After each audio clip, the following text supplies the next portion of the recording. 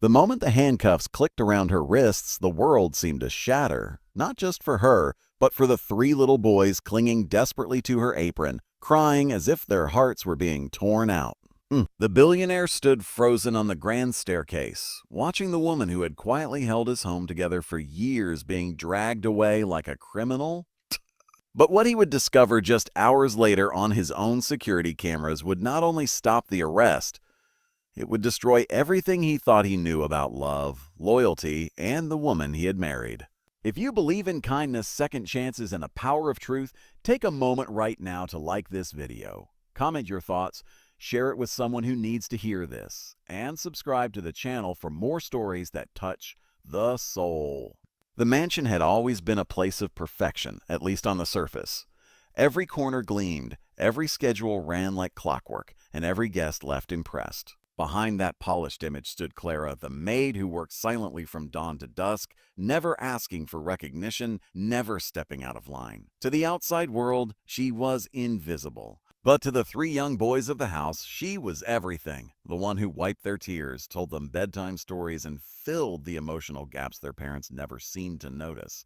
The billionaire Ethan Caldwell had built his empire from nothing. His time was consumed by meetings, deals, and constant travel. His wife, Victoria, carried herself with elegance and control, ensuring their social image remained flawless. Yet in that perfect life, something human had quietly faded.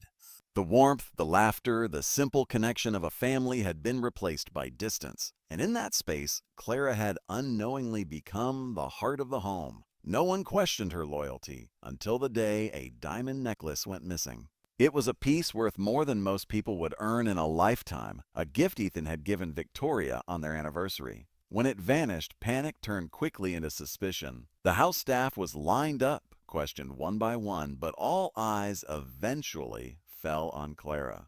She was the only one who had been near the master bedroom that morning. She was the easiest to blame. Clara did not fight back the way others expected. She stood there trembling, tears streaming down her face, insisting softly that she had taken nothing. But her voice was drowned out by accusations, by the cold authority of the police, by the weight of a system that had already decided her fate. And then came the moment that would haunt everyone who witnessed it: the children. The three boys ran toward her as the officers grabbed her arms, clinging to her legs, crying uncontrollably. They called her name, begged the officers to let her go, their small hands gripping her apron as if they could stop the inevitable. Clara tried to comfort them even as she broke inside, whispering reassurances through her tears, telling them everything would be okay, even though she knew it might not be. Ethan stood there, conflicted. He had trusted Clara for years, yet the evidence, or lack of explanation, made him hesitate. Victoria's cold certainty pushed him further toward doubt. And so he said nothing. He allowed it to happen. The police car drove away, taking Clara with it, leaving behind a silence so heavy it felt suffocating. That night, the mansion felt different. The boys refused to eat. They cried themselves to sleep, calling out for Clara in their dreams. Even the staff moved uneasily as if the walls themselves were watching. Ethan couldn't shake the image of her face as she was taken away. Something about it didn't sit right with him.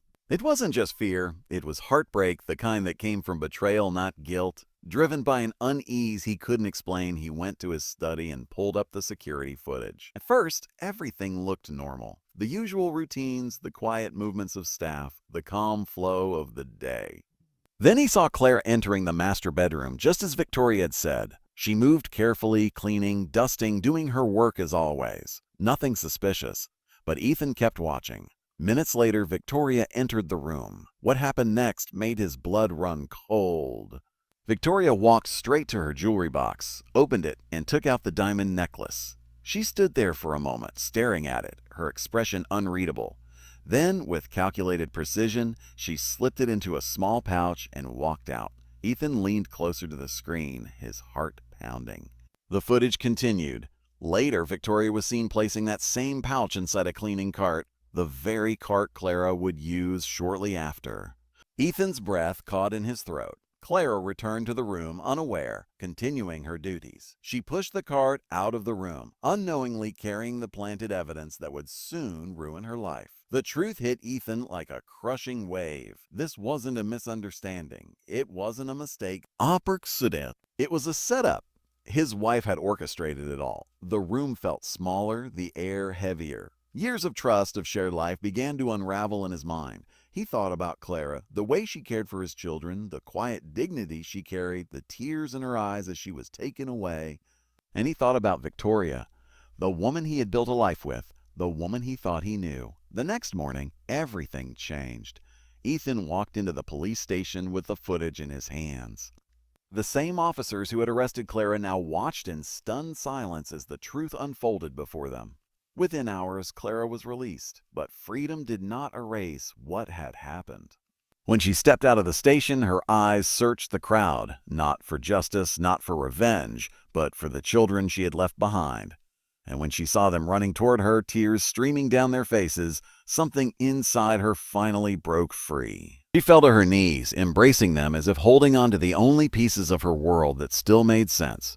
Ethan stood a few steps away, watching the scene with a heavy heart. He approached her slowly, the weight of guilt evident in every step. He tried to speak, but the words felt insufficient. How do you apologize for doubting someone who never gave you a reason to? Clara didn't respond with anger. She didn't accuse him or demand justice. Her silence spoke louder than anything else. It was the silence of someone who had been hurt too deeply to find words. Back at the mansion, the truth could no longer be hidden. Victoria's composure shattered under the weight of evidence. Her reasons, when they came out, were as heartbreaking as they were disturbing. She had felt invisible in her own home, overshadowed by a woman who was just a maid yet seemed to hold more emotional importance to her children than she ever could. What began as jealousy had twisted into something darker, something desperate. But understanding her motive did not excuse her actions. Ethan realized that the marriage he thought was strong had been built on fragile ground. Trust, once broken in such a way, could not simply be repaired. The house changed after that. Victoria was gone. The marriage reduced to legal battles and painful memories. The staff moved differently, more cautious, more aware. And Clara, she returned, but not as the same person. She still cared for the children, still brought warmth into the home, but there was a quiet distance now, a protective barrier around her heart. Ethan tried in his own way to make things right. He spent more time at home, rebuilding his relationship with his sons, learning to be present in ways he never had before. And slowly, over time, a new kind of understanding grew between him and Clara, not one defined by roles or hierarchy, but by shared pain and mutual respect. The children healed the fastest. Their laughter returned, their smiles genuine once more. They clung to Clara not out of fear of losing her, but out of love. And Ethan watched it all, realizing that true wealth was never in his bank accounts or possessions, but in moments like these, moments he had almost lost forever.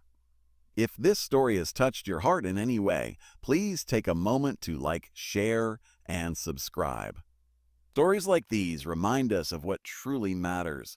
And before we reach the end, here's something special. Comment of truth always wins if you believe that no matter how hidden it may be, the truth always finds a way to come to light. In the end, the mansion was no longer perfect. But for the first time, it was real. It held scars, memories, and lessons that could never be erased.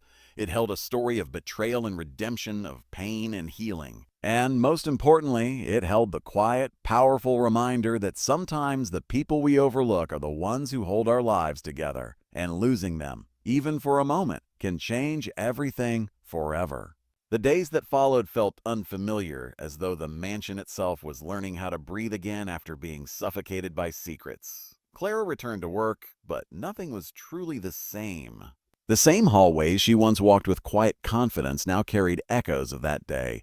The cold grip of the officers, the cries of the children, the weight of being judged without proof. She moved through her duties with the same discipline, but her eyes had changed. There was a distance in them now, a quiet caution, as if she had learned that even the safest places could turn against her without warning. Ethan noticed it immediately. Where she once greeted the morning with gentle warmth, now she simply nodded and continued her work. Where she once lingered with the children, laughing freely, now she seemed careful, almost hesitant, as if she feared becoming too important again. It was not resentment, it was self-protection. And that realization hurt Ethan more than any accusation ever could. He began to understand something deeply uncomfortable. Restoring someone's freedom was not the same as restoring their trust. The children, however, refused to let that distance grow. They followed Clara everywhere, their small hands tugging at her apron, their voices filled with the innocent insistence that only children could carry.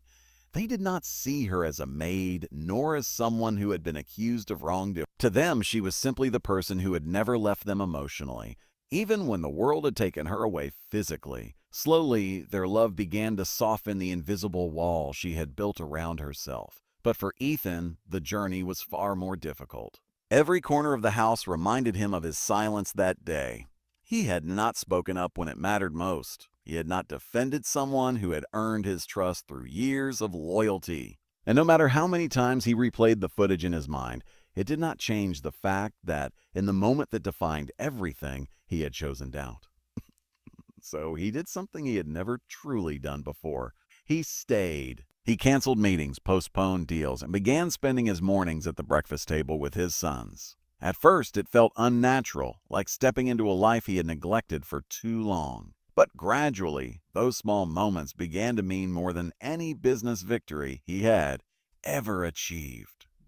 He started noticing things he had once overlooked. The way the youngest boy always waited for someone to tie his shoelaces, the way the middle child hesitated before speaking, as if unsure whether anyone would listen, the way the eldest tried to act strong, hiding his fears behind forced smiles. And he noticed Clara, not just as the maid who kept the house running, but as the person who had quietly filled every emotional gap he had left behind. One evening, as the sun dipped low and painted the sky in shades of gold and amber, Ethan found Clara sitting alone in the garden. The children had finally fallen asleep, exhausted from a day filled with laughter that felt both healing and fragile. He approached her slowly, not wanting to disturb the rare moment of stillness she seemed to be holding on to. For a while, neither of them spoke. The silence was not awkward. It was heavy with everything that had yet to be said. When Ethan finally found the courage to speak, his words were simple, stripped of the confidence that once defined him. He admitted that he had failed her, not just as an employer, but as a human being. He acknowledged that trust was not something that could be demanded or repaired overnight. And most importantly, he told her that he did not expect forgiveness, only the chance to earn back the respect he had lost. Clara listened quietly. There was no immediate response, no dramatic shift. But something subtle changed. It was in the way she no longer avoided his gaze completely, in the way her posture softened just slightly, in the way the silence between them felt less like a barrier and more like a beginning. Days turned into weeks and the house continued to evolve. The absence of Victoria left a void, but not the kind that longed to be filled. Instead, it became a space where something more genuine could grow. The staff no longer operated under constant pressure to maintain perfection. There was a sense of honesty now, an understanding that flaws did not need to be hidden. They needed to be faced. Clara began to find pieces of herself again. She started humming softly while working, a habit she had abandoned after the arrest. She spent a little more time with the children, allowing herself to laugh without immediately pulling back.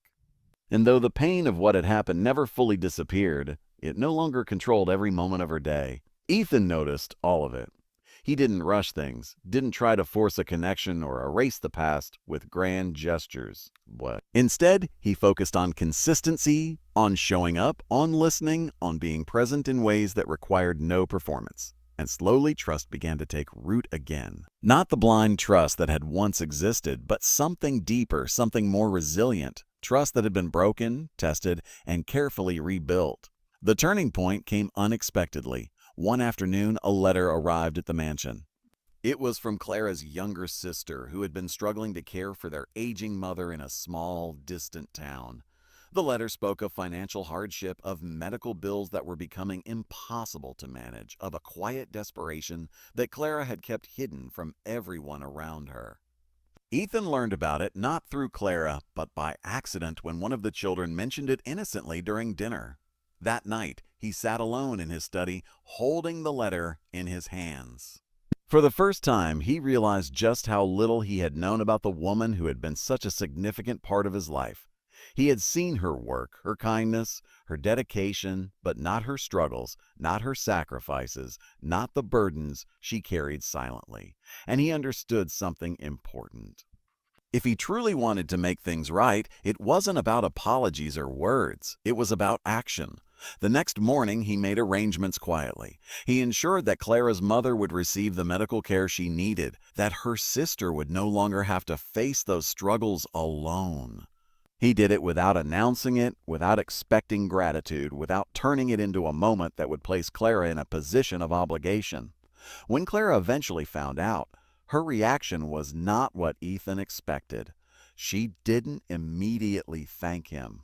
Instead, she confronted him, with emotion, with vulnerability, with a kind of honesty that only comes from someone who has learned the hard way that help can sometimes come with hidden costs. She needed to know why, not as an employee, but as a person. Ethan's answer was simple. Because it was the right thing to do. Because he had spent too long measuring value in the wrong ways. Because she had given his children something priceless, and he had almost taken it away. That was the moment something truly shifted between them. Not in a romantic sense, not in a way that erased boundaries, but in a way that redefined them. They were no longer just employer and employee. They were two people who had seen each other at their worst and had chosen, despite everything, to move forward with honesty. The mansion, once a symbol of perfection, had become something far more meaningful. It had become a place of second chances. If this story has touched your heart, don't forget to like, share, and subscribe to the channel. Your support helps bring more powerful stories like this to life.